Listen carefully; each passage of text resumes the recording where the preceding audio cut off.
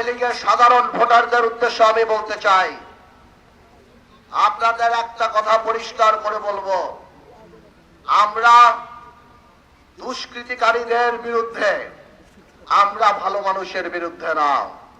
আপনাদের গণতান্ত্রিক অধিকার, আপনারা যে কোনো দল করতে পারেন, যে কোনো রাজনীতি করতে পারেন, আমরা আপনাদের উপর অত্যাচার করব না।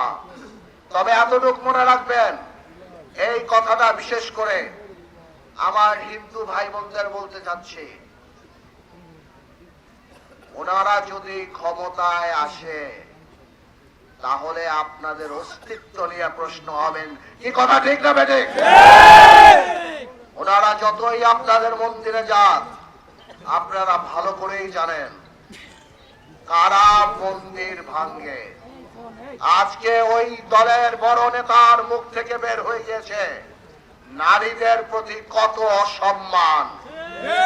প্রথমে অনেক নাটক করত, কিন্তু পারবেন না নাটক, কারণ ডিএনএর মধ্যে ওই নাটক ঢুকে গেছে, রক্তের মধ্যে ওই নাটক।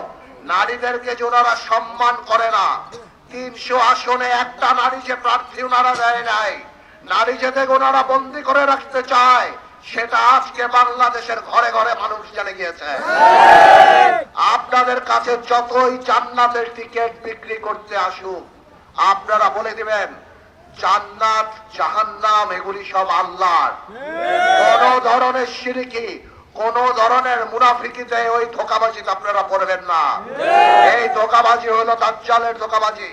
যে এক সময় বলতো আমি দোজখ দিব, যে এক সময় বলতো এটা বেহেশত, আর আমার নবী করিম সাল্লাল্লাহু আলাইহি ওয়াসাল্লাম বলতো দাজ্জালের দোজখই বেহেশত। দাজ্জাল যেটারে বেহেশত বলে ওইটা আসলে দোজখ। আপনাদের পরিষ্কার করে বলতে চাই, আমার এই বিএনপি, আমার এই বিজেপি, এই যে গোলাম নবী আলমগীর সাহেবকে নমিনেশন দেওয়া হয়েছিল, ওনার আত্মত্যাগের কথা চিন্তা করেন। ওনাকে নমিনেশন দেওয়ার পরেও উনি শুধুমাত্র জাতীয়তাবাদী শক্তির জন্য, ভোলায় তারেক রহমানের ইচ্ছাকে বাস্তবে রূপ দেওয়ার জন্য আলমগীর সাহেব এই নমিনেশন থেকে সরে এসে আমার উপর আস্থা রেখেছে বলেই আজকে আমি আপনাদের সামনে দাঁড়িয়ে আছি সবাইকে নিয়ে।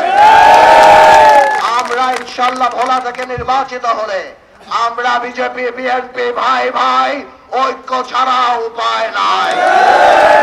আমরা ভোলা থেকে নির্বাচিত হলে সবাইকে নিয়ে মানবিক সুন্দর ভোলা সৃষ্টি করবো ইনশাআল্লাহ।